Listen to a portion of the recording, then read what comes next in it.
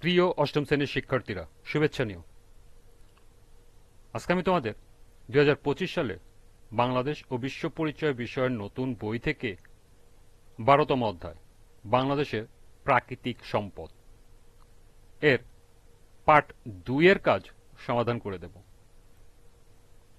প্রথমে তোমাদের বলবো, যারা আমার চ্যানেলটি সাবস্ক্রাইব করো নাই তারা আমার চ্যানেলটি সাবস্ক্রাইব করবে এবং আমার সাথে থাকবে। তাহলে চলো আমরা ক্লাস শুরু করি।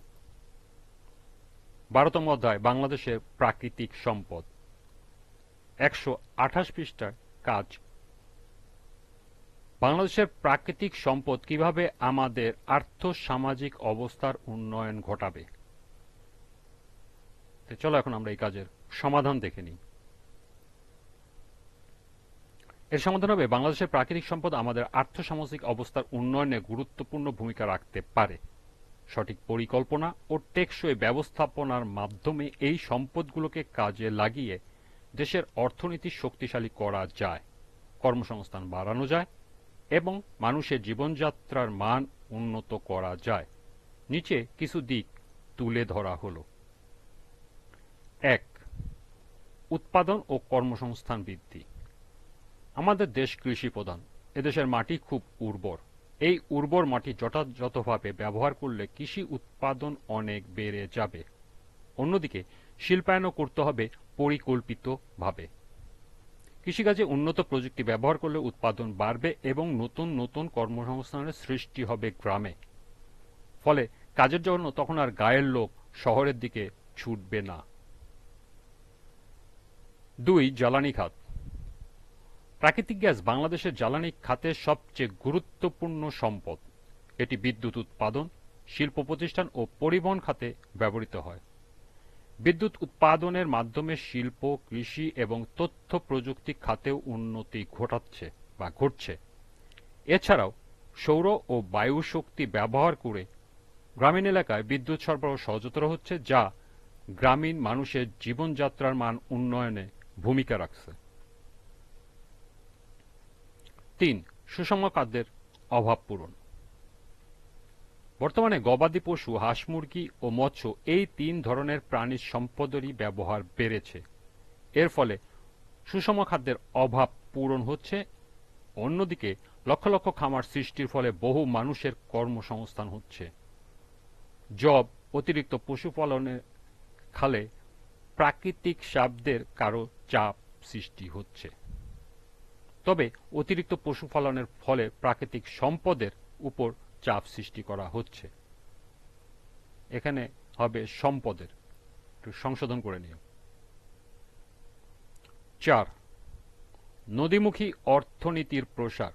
নদীমাতৃক বাংলাদেশের নদ-নদী ও জলসম্পদ একটি বিশাল ভূমিকা পালন করে।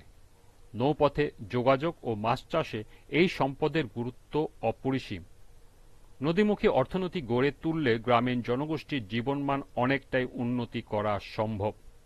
একইভাবে বাংলাদেশের মৎস্য ও কৃষিভিত্তিক সম্পদ আমাদের খাদ্য নিরাপত্তা নিশ্চিত করতে সাহায্য করছে। 5. সেচ সুবিধা প্রদান। নদী, খাল, বিল, হাওর পানি ইত্যাদি দিয়ে আমরা কৃষি জমিতে সেচ দিতে পারি। ফলে শুকনা মৌসুমেও কৃষি উৎপাদন অনেক বাড়ানো যায়। তবে দূষণের কারণে পানির এই ব্যবহার আশানুরূপ নাও হতে পারে। 6. বনজ সম্পদের ভূমিকা। বাড়িঘর তৈরি ও আসবাবপত্র নির্মাণের জন্য আমরা বনজ সম্পদ ব্যবহার করি।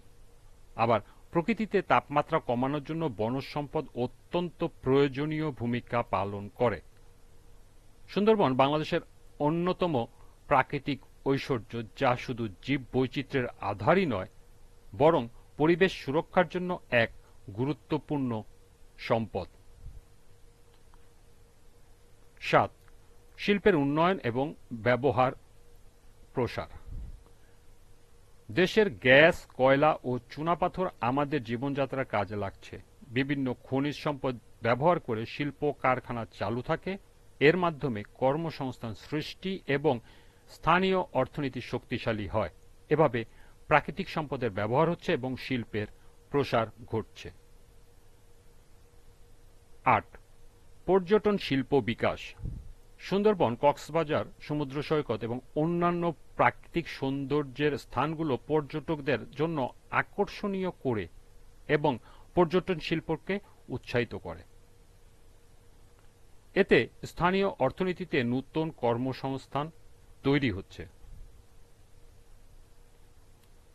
পরিশেষে বলা যায়, বাংলাদেশের প্রাকৃতিক সম্পদ আমাদের জন্য এক অমূল্য সম্পদ। এই সম্পদগুলোকে যথাযথভাবে কাজে লাগিয়ে আমরা আমাদের দেশের আর্থসামাজিক অবস্থার উন্নয়ন সাধন করতে পারি। তাই এই সম্পদগুলোর সঠিক ব্যবহার, সংরক্ষণ এবং পুনরুজ্জীবিতকরণের প্রতি আমাদের সবার সচেতনতা ও দায়িত্ববোধ থাকা উচিত।